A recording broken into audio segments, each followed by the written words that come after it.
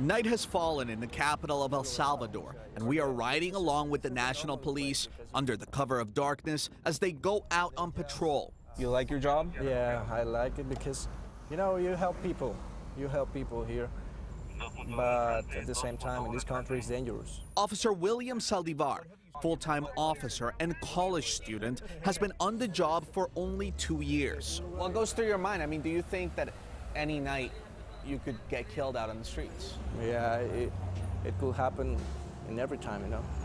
Now I have the uniform, but when I get my shift off, I have to take off my uniform.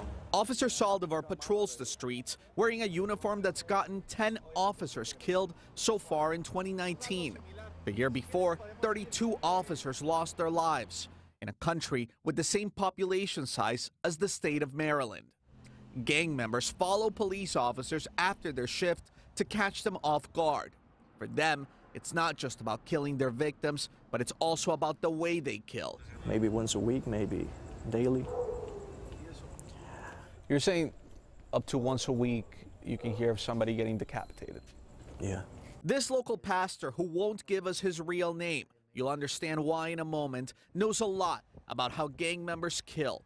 He used to be one of them, a member of MS-13.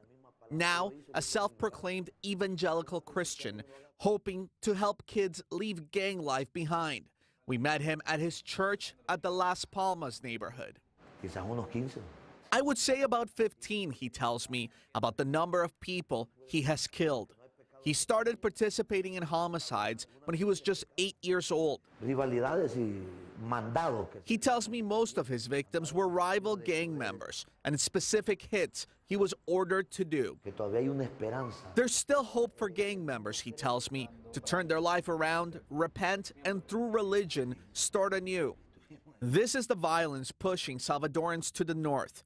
But that's not the only factor forcing people from their country. About 300 miles away, droughts have been affecting local crops, which means fewer jobs in rural communities. The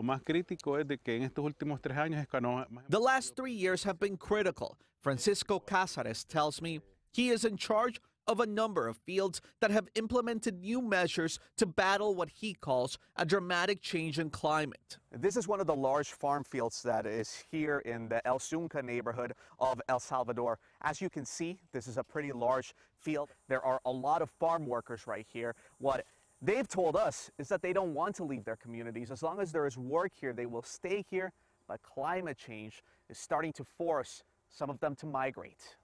We visited the area along with a New York delegation on a fact-finding mission to Central America, here to understand why people are fleeing to the U.S. border. The impact of climate change, is creating a drought situation, more extreme weather, a drier season, more opportunity for pests that can destroy crops to thrive. 36-year-old Wilfredo Martinez has worked on the field since he was 11.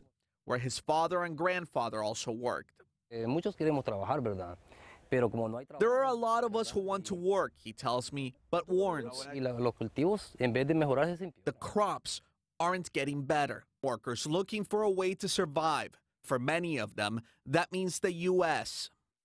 In El Salvador, I'm Cristian Benavides, Pix 11 News.